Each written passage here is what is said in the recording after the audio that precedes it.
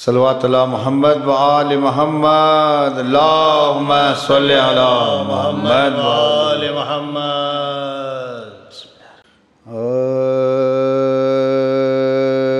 نکلے خیمے سے جو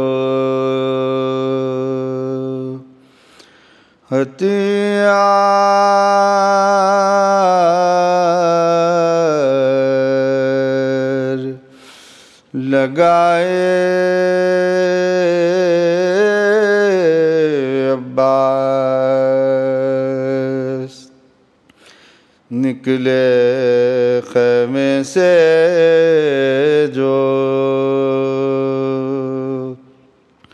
ہتھیار لگائے عباس، چڑھ کے رہوار پا میدان میں آئے عباس، غل ہوا مشک بھی لو ساتھ ہیں لائے عباس، دیکھنا پانی کی ایک بوند نہ پائے عباس، غم ہے پیاسوں کا سجے جنگ کے ہتھیار بھی ہیں، لڑنے بھی آئے ہیں، پانی کے طلبگار بھی ہیں، نکلے خیمے سے جو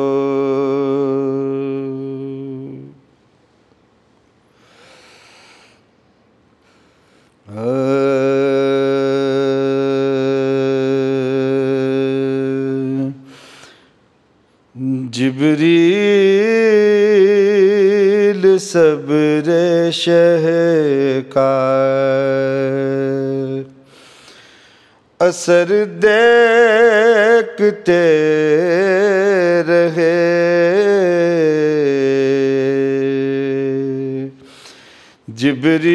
جبریل صبر شہ کا اثر دیکھتے رہے، صبت نبی کی فتح ہو ظفر دیکھتے رہے، روب نظر سے چھین لی غازی نے القمہ، روب نظر سے چھین لی غازی نے القمہ، عباس کا حسین ہنر دیکھتے رہے، جبریل صبر شہ کا اثر دیکھتے رہے،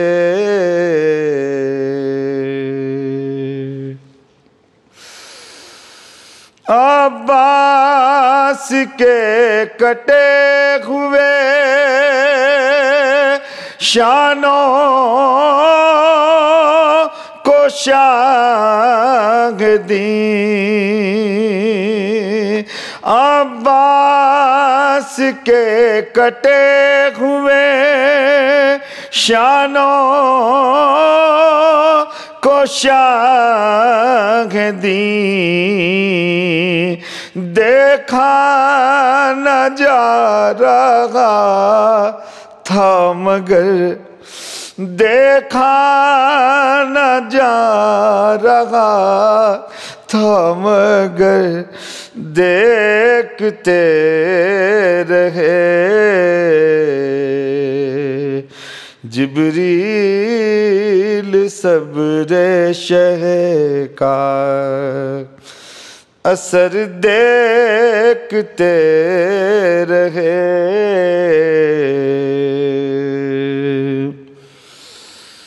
کرب و بلا سے شام تلک عابد حزین، عباس سے نامدار کا سر دیکھتے رہے، قرآن پڑھ رہا تھا سینہ پر سر حسین، کل انبیاء حسین کا سر دیکھتے رہے، جبریل صبر شہ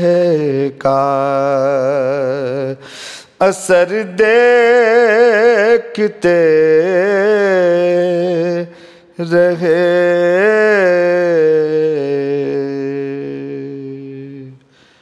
ذوالقدر فیض آبادی کا کلام میں نے پیش کیا۔ اعوذ باللہ من الشیطان الرجیم، بسم اللہ الرحمن الرحیم۔ یا من دل علی ذاتہ بذاتہ وتنزہ عن مجانست مخلوقاتہ وجل عن ملائمت کیفیاتہ، یا من قرب من خطرات الظنون ومحظب لحظات العیون ولما کان قبل یکون، والصلاة والسلام علی خیر خلقہ محمد خاتم النبیین وسید المرسلین ورحمۃ للعالمین وآل بیت الطیبین الطاہرین المعصومین المظلومین۔ قال اللہ تبارک و تعالی فی کتاب المجید والفرقان الحمید وقولہ الحق، هل أتى على الإنسان حين من الدهر لم يكن شيئا مذكورا، إنا خلقنا الإنسان من نطفة أمشاج نبتليه فجعلناه سميعا بصيرا، إنا هديناه السبيل إما شاكرا وإما كفورا۔ سورہ دہر کی ان آیتوں کی میں نے تلاوت اپنے پہلے کی مجلسوں میں بھی کی تھی، اور آج کی مجلس میں بھی میں اس آیت کو دہرا رہا ہوں، اس لیے کہ اس آیت کا بہت بڑا مقام ہے، جس میں اللہ فرماتا ہے کہ بے شک ایسا زمانہ تھا جب کہ انسان ناقابل بیان تھا، لیکن ہم نے انسان کو ملے جلے نطفے سے پیدا کیا اور اس کو سمیع اور بصیر بنایا۔ تو اس میں دیکھنا یہ ہے کہ اللہ کی صفات سمیع اور بصیر ہونا انسان کی صفت ہو جاتی ہے، اور انسان سمیع اور بصیر پیدا کیا گیا ہے، اس کو عقل دی گئی ہے، اس کو ارادہ خود اختیاری سے نظم کیا گیا ہے تاکہ وہ زندگی کے لمحات کو گزار سکے۔ جہاں تک ربوبیت کا تعلق ہے، ربوبیت کا تعلق ہمارے ہر زندگی کے ہر عمل سے ربوبیت کا اظہار ہوتا ہے، اور ربوبیت دراصل حقیقت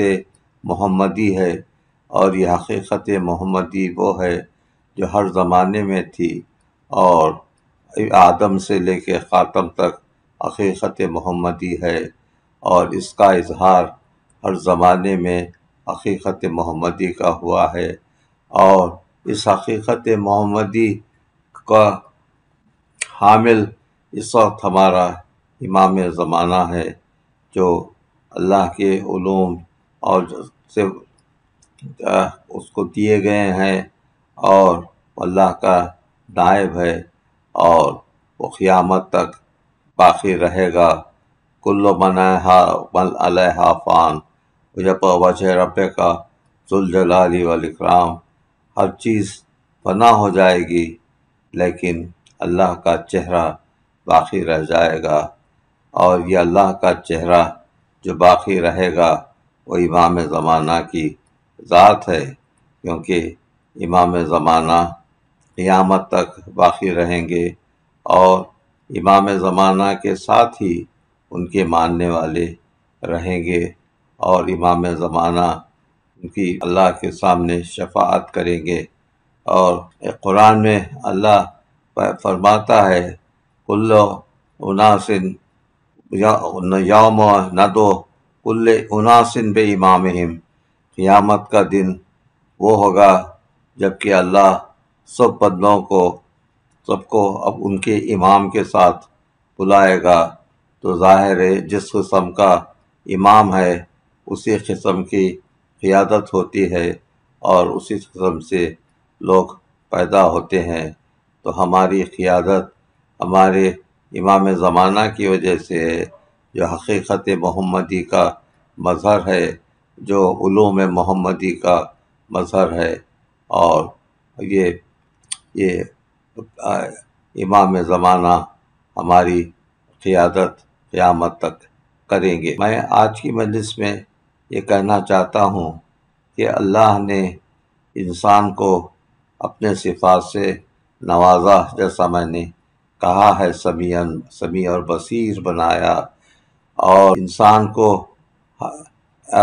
اس قسم کی انوائرمنٹ مہیا کیا کہ انسان اپنی زندگی گزار سکے۔ اور انسان کی ابتدا تو بعد میں ہوئی، چند ملین ایئرس پہلے، لیکن کائنات کی ابتدا بلینس آف ایئرس پہلے ہو چکی تھی، اور اللہ نے کائنات کو سنوارا تاکہ انسان آ سکے۔ اللہ نے اور جو چیزیں بنائے انسان کے لیے پیدا کی ہیں، اور کیا کیا دیا گیا ہے، اس کا ذکر سورہ جمعہ میں ہے، جس میں اللہ کہتا ہے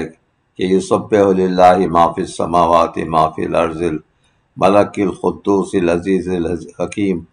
هو الذی بعث فی الامین رسولا منہم یتلو علیہم آیاتہ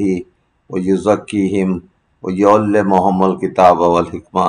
وإن كانوا من قبل لفی ضلال مبین۔ اللہ کی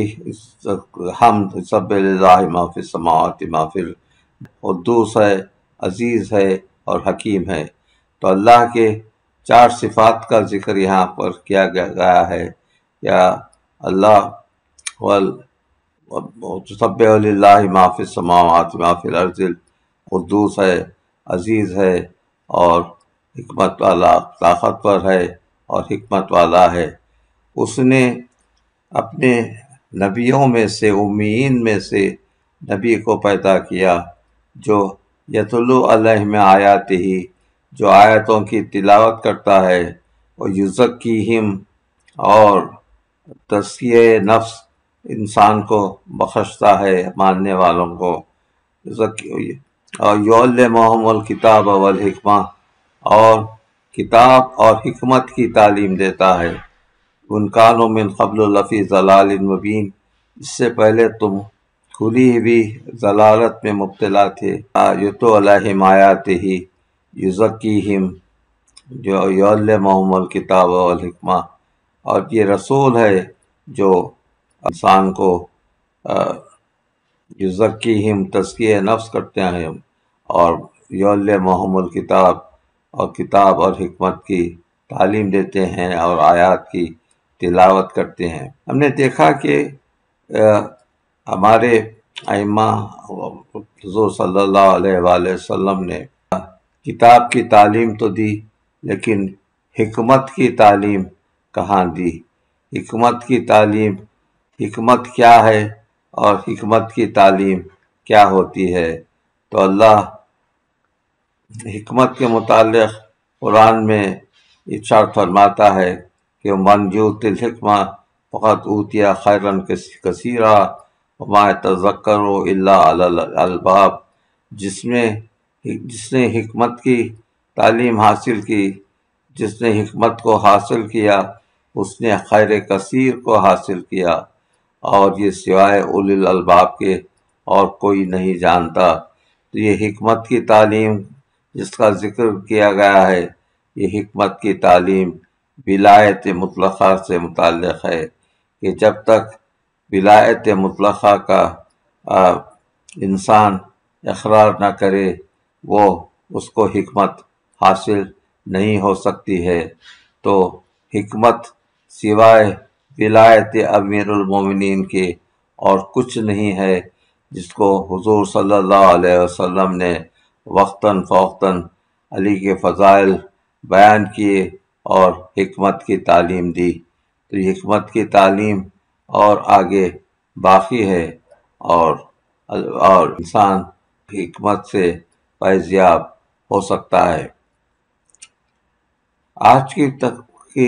مجلس میں یہ بیان کرنا چاہتا ہوں کہ اللہ نے حضور کے لیے جو بہت بڑا معجزہ ہے وہ معجزہ معراج کا ہے، اور اس معراج کے معجزے کے متعلق میں آج کچھ آپ کے سامنے عرض کرنا چاہتا ہوں۔ اس میں یہ ہے کہ یہ سورہ اسراء کی پہلی آیت ہے کہ سبحان الذی اسریٰ بعبدہ لیلا من المسجد الحرام الی المسجد الاقصی الذی بارکنا حولہ لنریہ من آیاتہ ان اللہ سمیع بصیر۔ اس آیت میں اللہ نے ارشاد فرمایا ہے کہ پاک و پاکیزہ ہے اللہ کی وہ ذات جس نے اپنے بندے کو راتوں رات مسجد حرام سے مسجد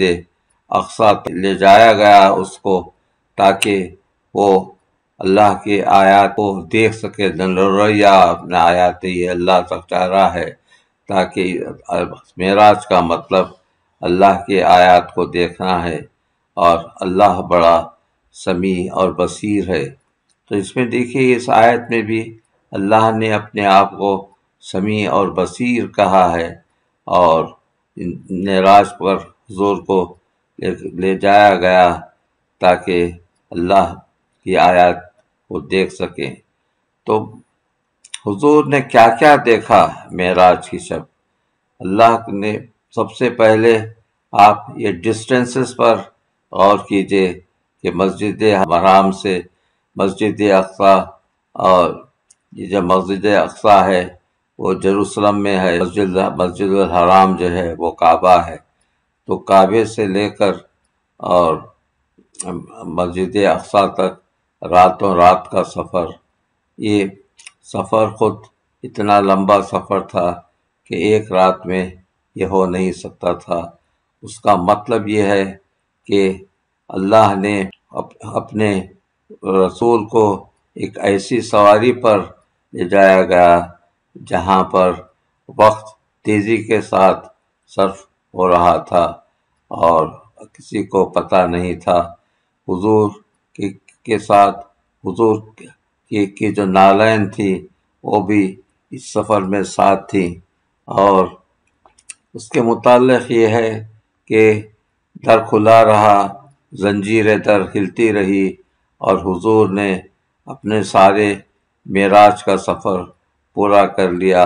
اور واپس ہو گئے۔ اور اس سفر میں حضور نے مستقبل کی بھی سیر کی اور ماضی کی بھی سیر کی۔ انسان کا جو وقت کا جو کلاک کا ہے وہ ٹائم کا جو ڈائریکشن ہے صرف ایک ہی ڈائریکشن میں ہو سکتا ہے، وہ ریورس ڈائریکشن میں ٹائم کبھی جا نہیں سکتا۔ لیکن یہاں پر حضور نے ماضی کو بھی دیکھا، اس کا مطلب یہ تھا کہ ٹائم ریورس ہو گیا حضور کے لیے، اور یہ ٹائم جو ریورس ہوا اس میں آپ نے پچھلے جتنے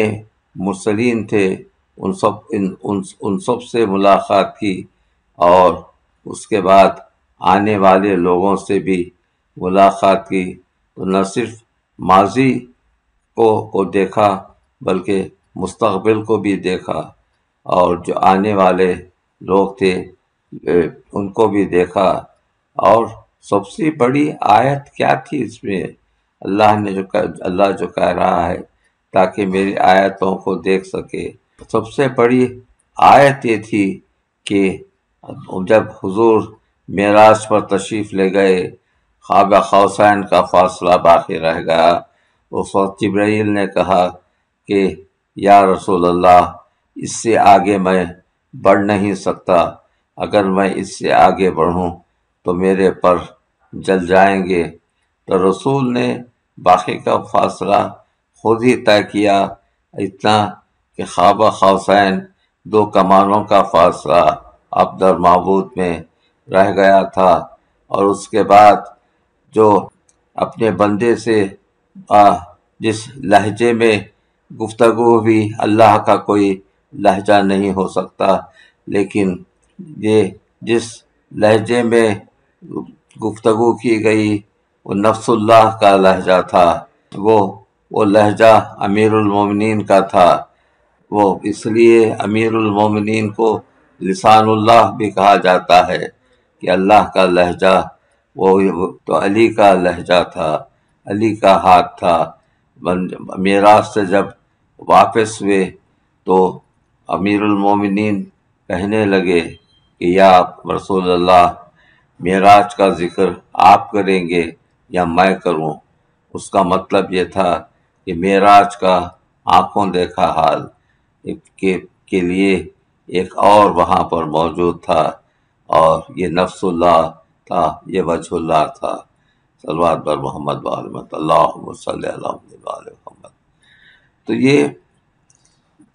معراج کے جو فضائل ہیں وہ دراصل امیر المومنین کے بھی فضائل ہیں، اور ان فضائل کے آگے اور کسی قسم کا بیان نہیں ہو سکتا۔ تو آج کی مجلس میں میں یہ بھی کہنا چاہتا ہوں کہ وقت کا جو سلسلہ ہے ہمارے پاس، وہ جو آگے بڑھتا ہے، اس کے متعلق امام جعفر صادق علیہ الصلوۃ والسلام فرماتے ہیں، اور میری قوم کے نوجوانوں کے لیے یہ خطاب ہے۔ امام فرماتے ہیں کہ تمہارے 2 دن ایک ساتھ ایک ہی طرح کے نہیں ہونا چاہیے، کل کا تمہارا اور آنے والا کل آج سے زیادہ بہتر ہونا چاہیے، تاکہ زندگی کی سواری چلتے رہے اور انسان آگے بڑھتا رہے۔ حضور فرماتے ہیں کہ جو دنیا میں اپنی عقل کو استعمال نہیں کرتا، وہ آخرت میں بھی اندھا رہتا ہے۔ جو دنیا میں اندھا ہے وہ آخرت میں اس میں کسی قسم کی تبدیلی نہیں ہو سکتی۔ اس لیے دنیا میں نور کے لیے اور انسان کو بصارت کے علاوہ بصیرت کی بھی ضرورت ہے۔ بصارت کے معنی دیکھنے کے ہیں، اور بصیرت کے معنی پرسیپشن اور سائٹ سے دیکھنے کے ہیں۔ حضور امیر المومنین سے کسی نے پوچھا کیا آپ نے اللہ کو دیکھا ہے؟ امیر المومنین نے کہا کہ میں اس اللہ کی کبھی اطاعت نہیں کر سکتا جس کو میں نے اپنی آنکھوں سے نہیں دیکھا۔ تو امیر المومنین نے اللہ کو بصارت کی آنکھوں سے نہیں بلکہ بصیرت کی آنکھوں سے دیکھا تھا، اور ہم سب کے لیے یہ اشارہ ہے کہ اللہ کو دیکھنا ہے تو بصیرت کی آنکھوں سے دیکھو۔ اور مولا کا یہ کہنا کہ تم اللہ کی عبادت اس طریقے سے کرو کہ تم سمجھو کہ اللہ تم کو، یہ تم سمجھو کہ تم اللہ کو دیکھ رہے ہو، اور اگر تم اللہ کو دیکھ نہیں سکتے تو یہ سمجھو کہ اللہ تم کو دیکھ رہا ہے۔ اس طریقے سے یہ بصارت اور بصیرت کا جو سلسلہ ہے، کہ اللہ کو دیکھنا بہت ضروری ہے اپنے دل کی آنکھوں سے، اور جب تک اللہ کو اپنے دل کی آنکھوں سے نہ دیکھیں تو بصیرت کا سلسلہ وہیں پر ختم ہو جاتا ہے، اور انسان کا سمیع اور بصیر ہونا بھی ختم ہو جاتا ہے۔ آج کی مجلس سے میں حضرت ابوالفضل عباس ابن امیر المومنین کی شہادت آپ کے سامنے بیان کرنا چاہتا ہوں، کیونکہ محرم کی 8 تاریخ کے لیے یہ شہادت مختص ہے، اور یہ عظیم ترین شہادت ہے ابوالفضل عباس کی۔ اور وہ ابوالفضل عباس جو جنگ کی تیاری کر رہے تھے اور یہ سوچ رہے تھے کہ ایسی جنگ کروں گا، ان لوگوں کو ایسا سبق سکھاؤں گا کہ یہ زندگی بھر یاد کرتے رہیں اور ان میں سے کوئی بھی بچ نہ سکے، اس قسم کا حملہ کروں گا، تو حملے کی تیاری کر رہے تھے۔ امام حسین علیہ السلام نے دیکھا کہ شب عاشور عباس اپنے کمرے میں ہیں اور اپنے تلوار کو سائیکل کرتے جا رہے ہیں، اور تلوار کو سائیکل کرتے ہوئے یہ فرما رہے ہیں کہ کل کی جنگ یادگار جنگ ہوگی، کل کی جنگ ایسی ہوگی کہ اس کے بعد کوئی جنگ نہ ہوئی ہو۔ تو یہ عباس کے احساسات تھے جنگ سے متعلق، لیکن جب عاشور کا موقع آیا اور وہ سارے اقربا، سارے احباب شہید ہو گئے، اور اب صرف علی اکبر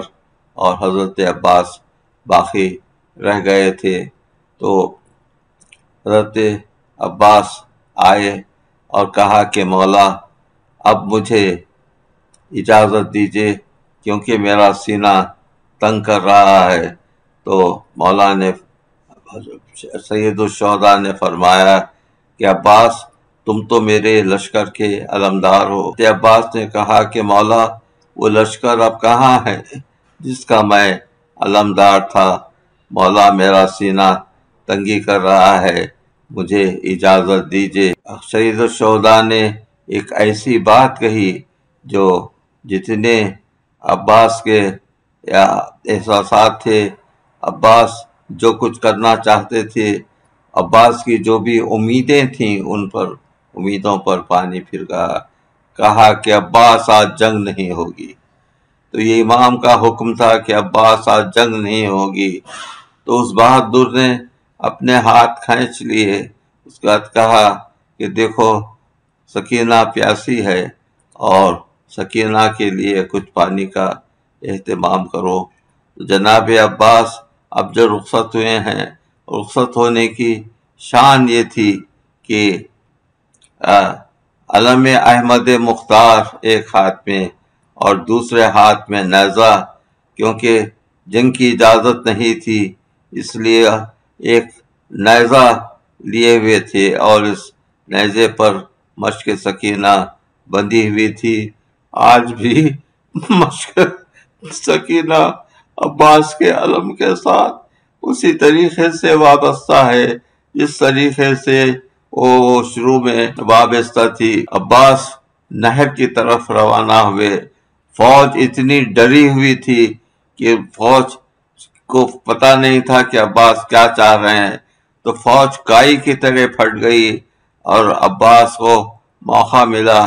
کہ فرات کے کنارے جا سکیں، اور فرات کے کنارے جانے کے بعد اتنا وقت تھا کہ سوکھی ہوئی مشق کو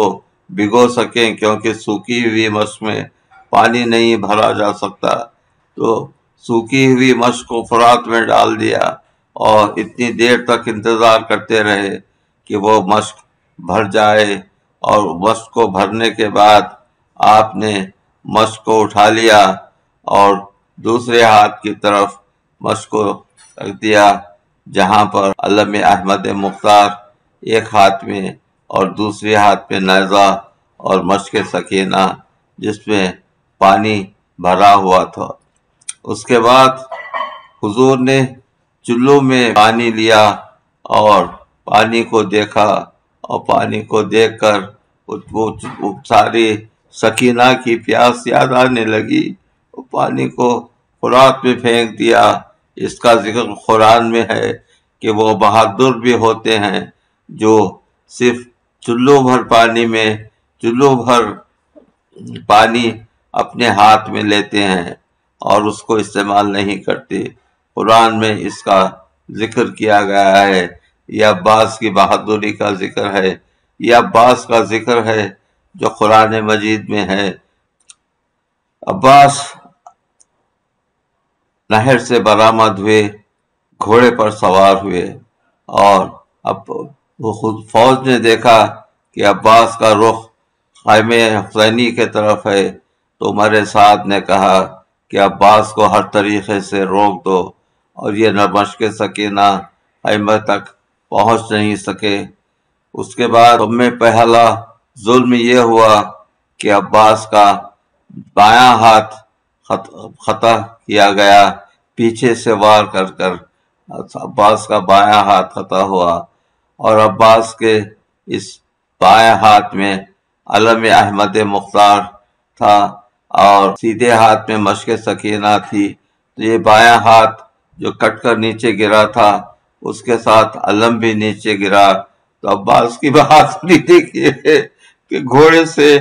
جست کر کر زمین پر آئے اور وہ علم کو اپنے دوسرے ہاتھ میں لے لیا۔ اب ایک ہی ہاتھ تھا جس میں ہر چیز تھی، عباس آگے بڑھ رہے تھے کہ کسی ظالم نے وہ ہاتھ کو بھی خطا کر دیا۔ اب عباس کے ہاتھ بالکل نہیں تھے، عباس آگے بڑھ رہے تھے، ان کے ہاتھ میں کوئی ہتھیار نہیں تھا کہ مدافعت کر سکے۔ جتنے دشمن تھے وہ سب انہوں نے گھیر لیا، عباس پر تلواروں کے وار ہونے لگے، اور عباس کے جسم کے ٹکڑے زمین کربلا پر گرنے لگے۔ عباس زمین پر گر چکے، اور اس طریقے سے کہ جب امام حسین علیہ السلام عباس کی نعش پر پہنچے ہیں تو دیکھا کہ ایک آنکھ میں تیر ہے اور دوسری آنکھ میں خون بھرا ہوا ہے۔ کہا کہ مولا، میں آپ کے چہرے کی زیارت کرنا چاہتا ہوں، میرے چہرے پر، میرے آنکھ میں تیر ہے۔ حسین ابن علی نے آنکھوں سے تیر نکالا، خون کو صاف کیا۔ اس کے بعد عباس نے امام کا چہرہ دیکھا اور کہا کہ مولا، جس وقت پیدا ہوا تھا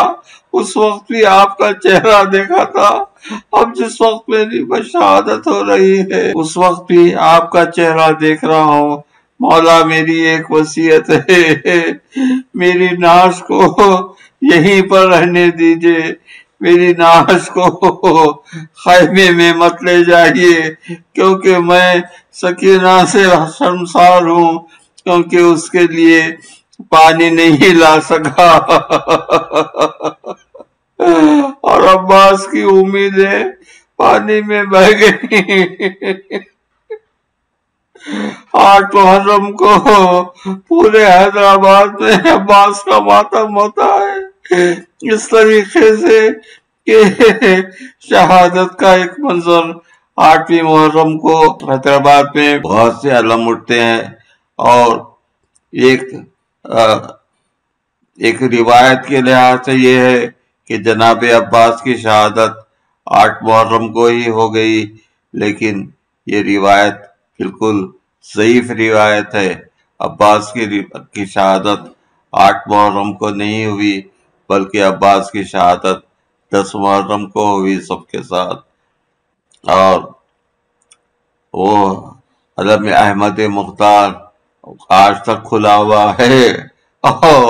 سکینہ کا علم عباس کے علم سے بنا ہوا ہے۔ سيعلم الذين ظلموا أي منقلب ينقلبون۔ صلوات علی محمد وآل محمد، اللہم صلی علی محمد وآل محمد۔ حسین حسین حسین حسین حسین کرتے تھے رو رو کے یہ حضرت بیان توڑ گئے، میری کمر بھائی جان روتی ہے خیمے میں سکینہ،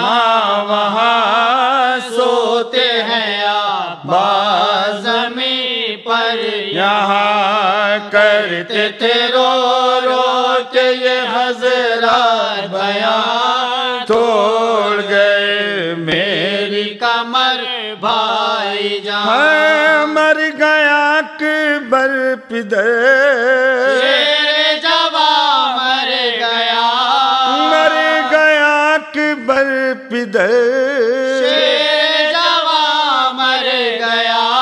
تھام لو میری کمر، شیر جوان مر گیا، صدقے کرو لاش پر، شیر جوان مر گیا، لٹ گیا بے کس کا گھر، شیر جوان مر گیا، قوت بازو میرا کیا ہو گیا، زینت پہلو میرا کیا ہو گیا، عاشق دل جو میرا کیا ہو گیا، کیا ہوا افسوس میرا قدردان، ہے، ہم کو سنبھالے گا کون، شیر جوان مر گیا، ہے، لاش اٹھائے گا کون، شیر جوان مر گیا، ہے، بھائی پکارے گا کون، شیر جوان مر گیا، ہے، بھائی پکارے گا کون، شیر جوان مر گیا، ہے، قبری بنائے گا کون، شیر جوان مر گیا، ہے، قبری بنائے گا کون، شیر جوان مر گیا، کیا ہوا سقائے سکینہ کو کس نے کیا، میرا بھرا گھر تباہ، کیا ہوئے عباس برادر کی چاہ، اب گئی وہ پیار کی باتیں کہاں، ہے، کون خبر لے میری، شیر جوان مر گیا، ہائے میری بے کسی، شیر جوان مر گیا، ہائے ہائے میری بے کسی، شیر جوان مر گیا، تلخ ہوئی زندگی، شیر جوان مر گیا، ہے، چلتی ہے دل پر چھری، شیر جوان مر گیا، توڑو نہ غربت میں میری آس اٹھو، دیکھو حسین آیا ہے عباس اٹھو، روتا ہے مظلوم بسد یاس، اٹھو